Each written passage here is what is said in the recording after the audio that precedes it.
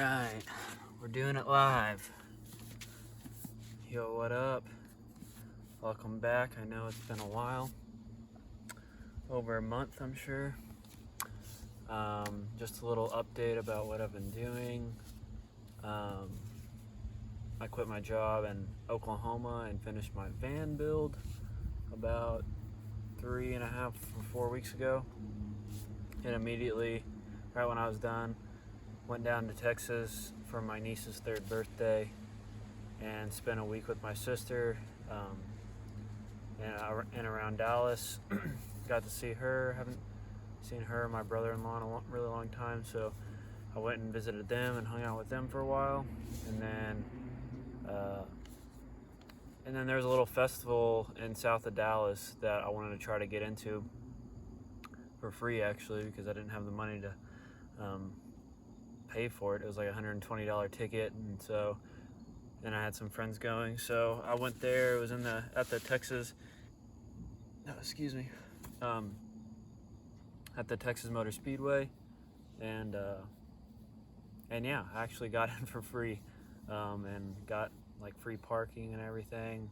Didn't really spend any money at all there, which was a whole string of luck. I think that was my beginner's luck for the van life thing, because everything just seemed to be going really well. And yeah, I got a free wristband and got in and got to see some really cool artists that I wanted to see, like Ellis Dream and Liquid Stranger and stuff like that, if you're into like spacey like electronic music.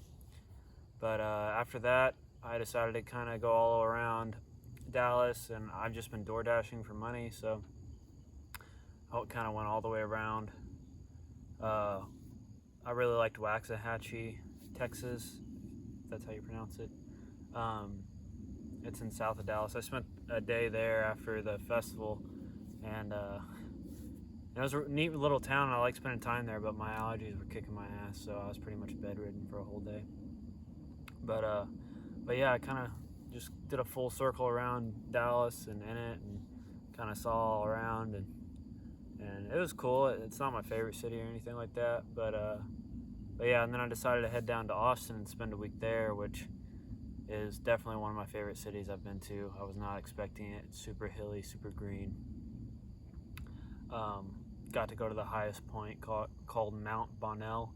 On the first DoorDash, I was there, and got to see an amazing sunset. And then I ended up spending 2 days in San Marcos, which is like 30 or 45 minutes like southwest of there, I believe, and which was a really neat town. That was definitely one of my highlights of the whole trip. I really enjoyed San Marcos. There was a lot of river and like outdoors, like just vibes. I don't know, I'm trying to think of a better word. I don't know, everyone was really connected with nature there. That's where Texas State is.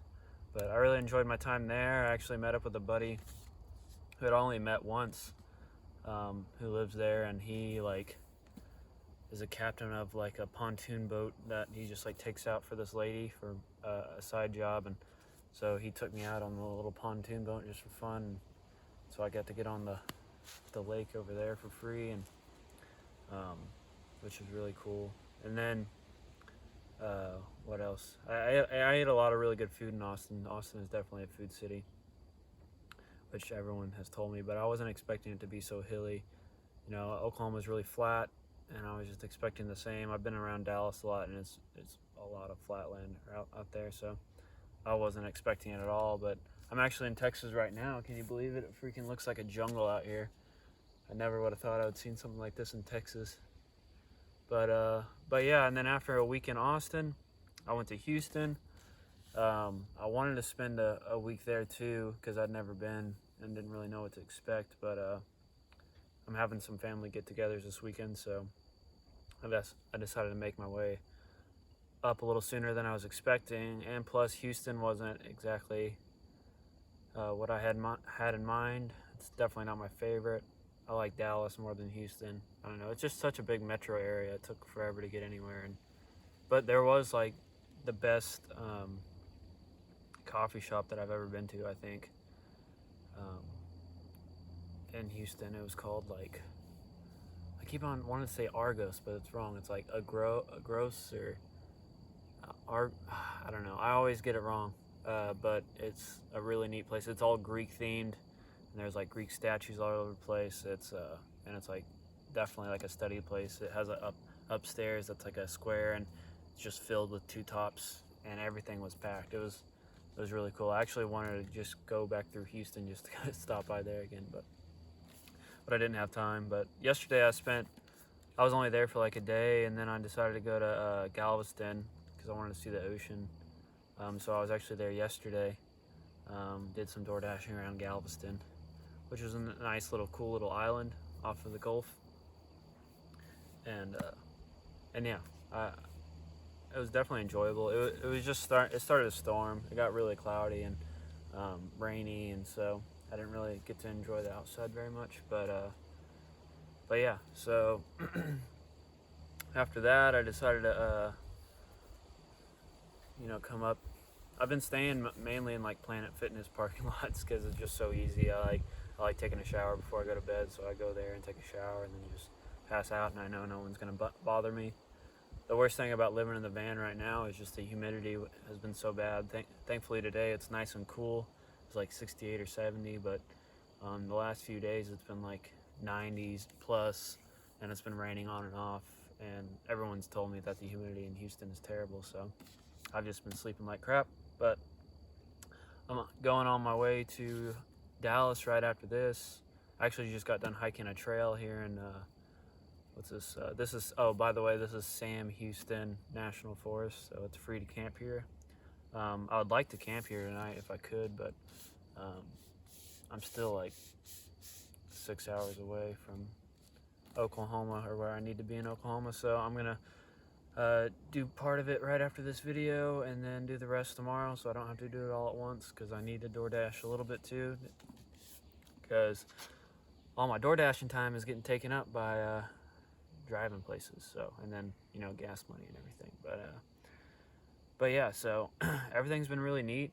I'm definitely glad I got to check out parts of Texas that I never have, and but yeah, it was a nice little run, little test run before I head west and really do the big thing, because I'll be on the road like a week from now until October or November. So I ended up throwing out my ice chest, and I'm just gonna go full like dry foods.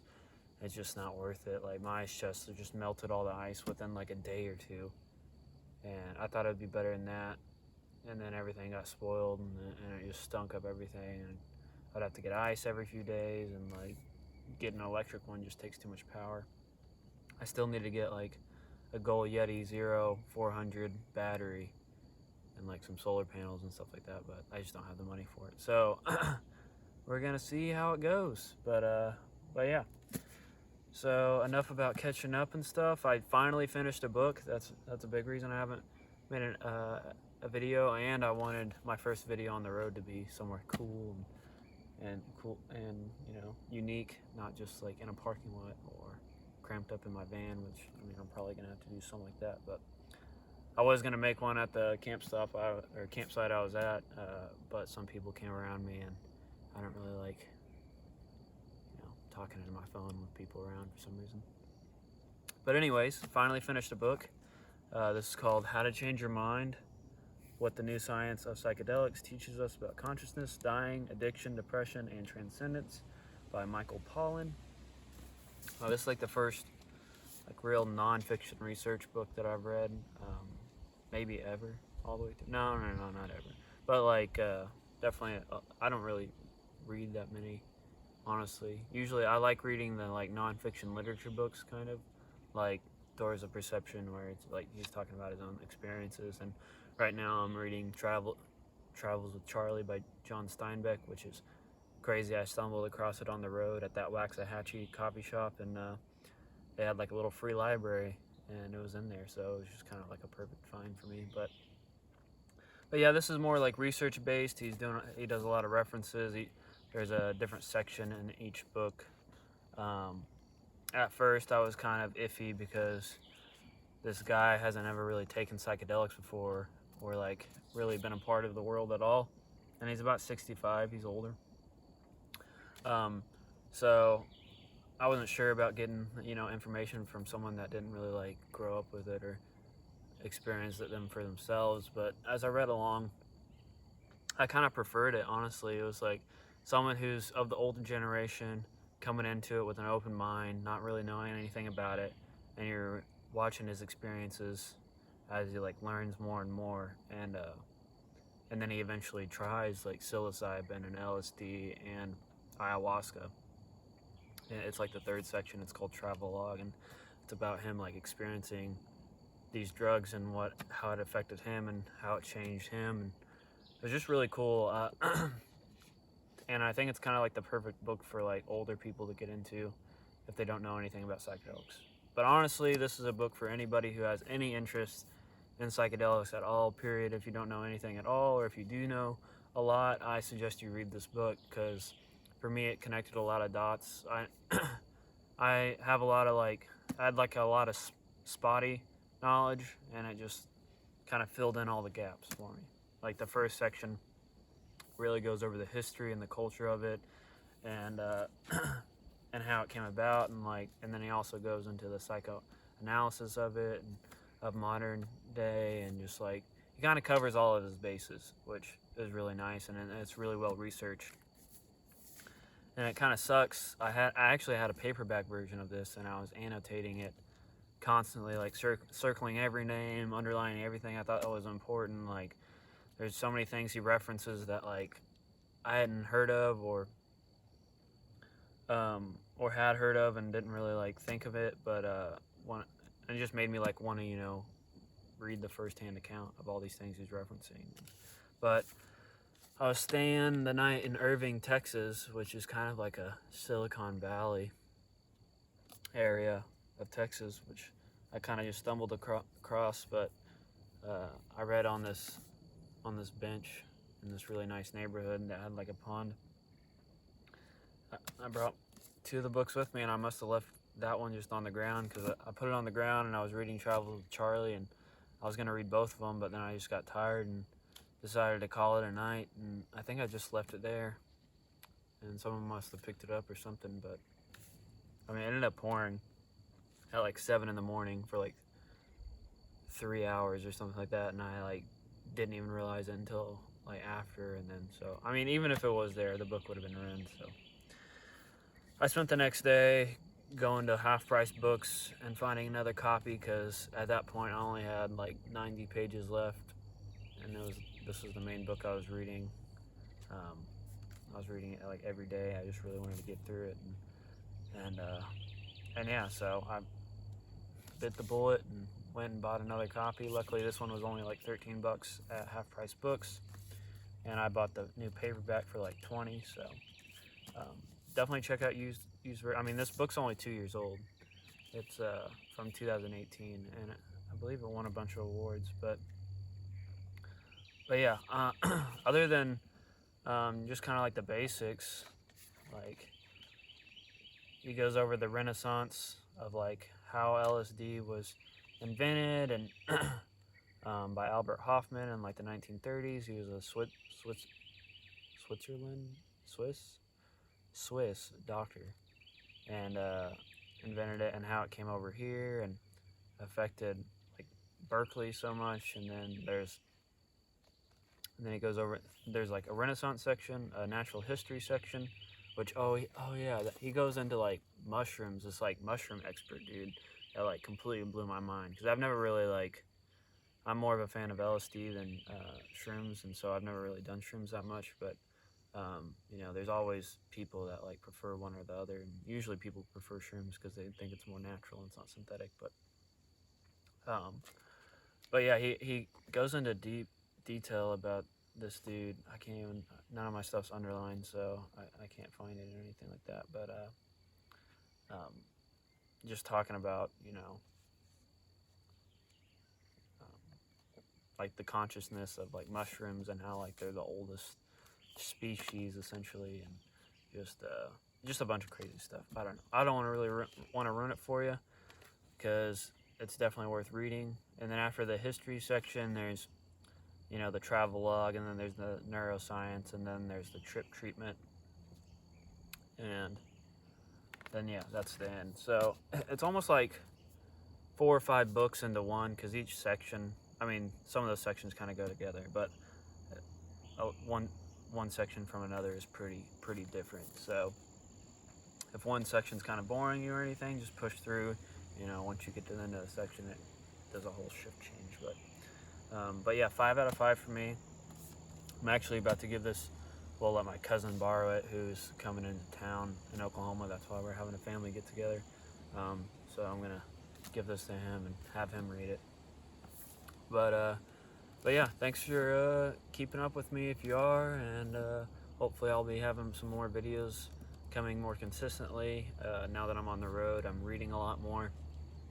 I usually do like a lunch DoorDash shift and then go to a coffee shop and read for a couple hours, and then do like a dinner DoorDash shift, and so it's helped me get through books a lot quicker.